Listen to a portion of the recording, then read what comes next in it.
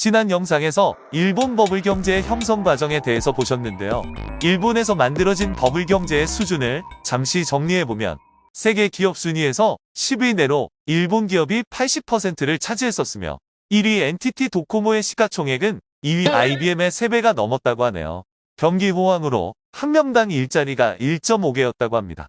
부동산 시장에서는 도쿄 땅을 팔면 미국 전체를 살 수 있다고 할 정도로 부동산 거품이 엄청났었고요. 주식 시장에서는 지수 PER이 67배가 될 정도로 엄청났다고 합니다. 또한 주체할 수 없었던 돈은 해외로 나가게 되고 해외의 유명한 회사들과 유명한 부동산들을 구매했다고 해요. 미술품 시장에도 참여하여 수많은 미술품들을 사모았다고 합니다. 말도 안 되게 커진 버블은 어느 순간 터지게 됩니다. 그리고 버블이 터졌을 때 그 크기만큼 돌아오는 고통은 더 심해지게 되는데요. 오늘의 영상은 일본의 버블 경제 붕괴와 잃어버린 30년의 시작입니다.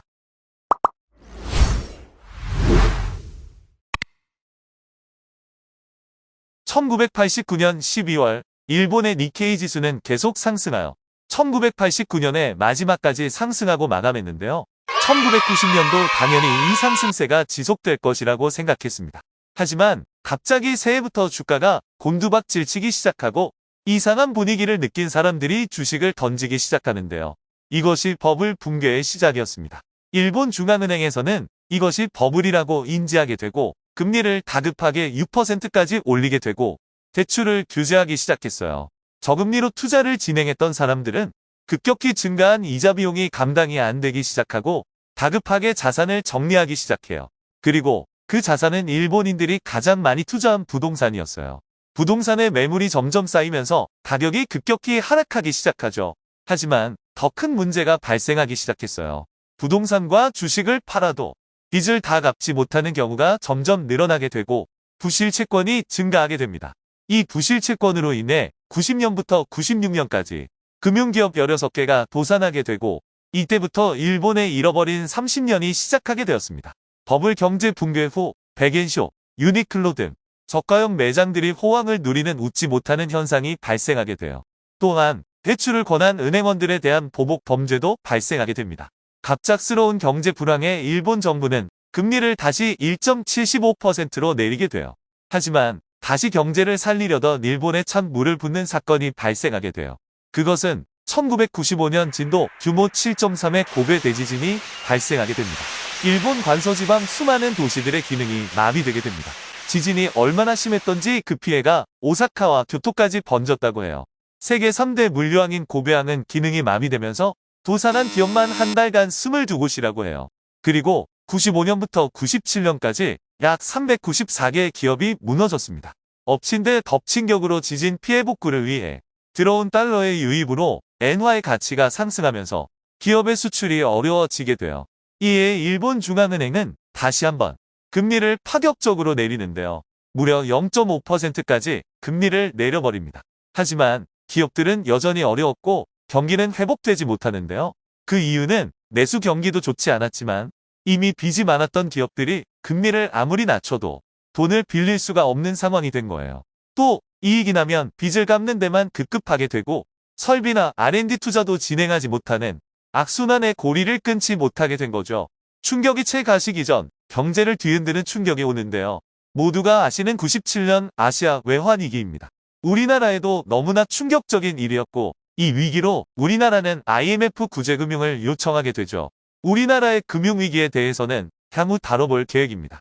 다시 돌아와서 아시아 금융위기로 외국인 투자자가 빠르게 아시아에서 빠지게 되고 이 위기로 일본 4대 증권사인 야마이치 증권이 파산하게 됩니다. 그 외에도 수많은 증권사와 은행이 파산하게 됩니다. 그 수가 무려 89개였다고 하네요. 버블 붕괴 후 10년 동안 142개의 금융기관이 파산하게 됩니다.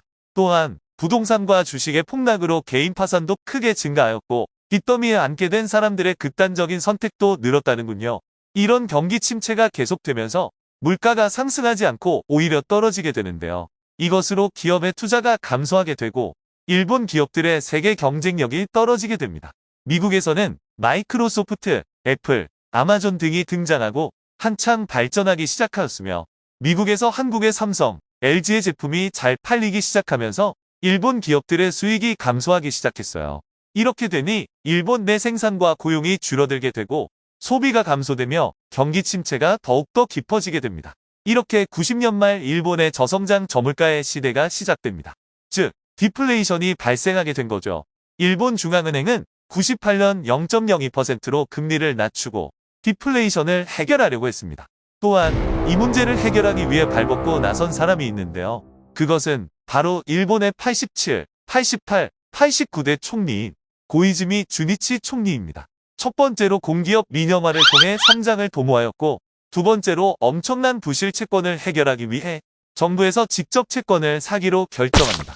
세 번째로는 빚을 갚지 못하는 기업에 대한 대출을 금지했어요. 이것들을 제외한 최고의 칼은 바로 2001년 양적 완화를 실시하는 것이었습니다.